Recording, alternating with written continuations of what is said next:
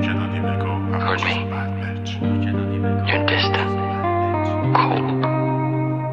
I don't know what I've done, but I'll leave you alone from now on if that's what you want.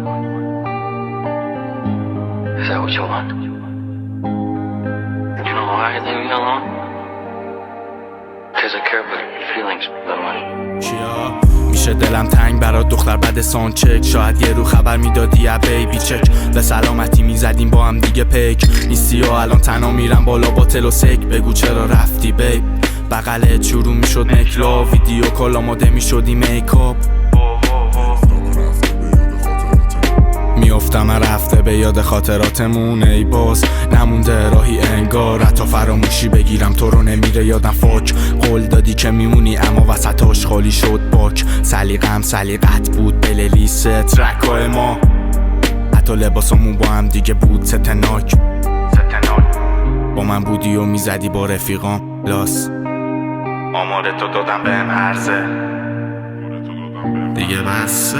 شدم خسته اینم مثل بقیه یه آدم پسته. دیگه نه یه سمتم بد بچ. بینمون چیزی نمونده بد بچ. نمیخوام پیشم باشی یه لحظه بد بچ. برو که دادی بگو همه چیزو بد بچ. دیگه نه یه سمتم بد بچ. بینمون چیزی نمونده بد بچ. نمیخوام پیشم باشی یه لحظه بد بچ. برو که دادی بگو همه چیزو بد بچ. به این راحتی کردی منو فراموش. میگرفتم من تو رو در آغوش. نمیخوام داستانای دراماتیک از این آدم و یه کس و شعر مغزم پاچید. نمونده دیگه با کی؟ بگو شبا رو میچرخی تو با کی؟ فکر میکردم تو یه فرشته پاکی. بیای سمتم این دفعه بلاکی. دیگه نه سمتم بد بچ. بینمون چیزی نمونده بد بچ.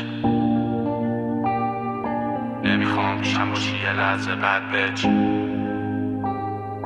برو که دادی بگو همه چیزو بد بچ.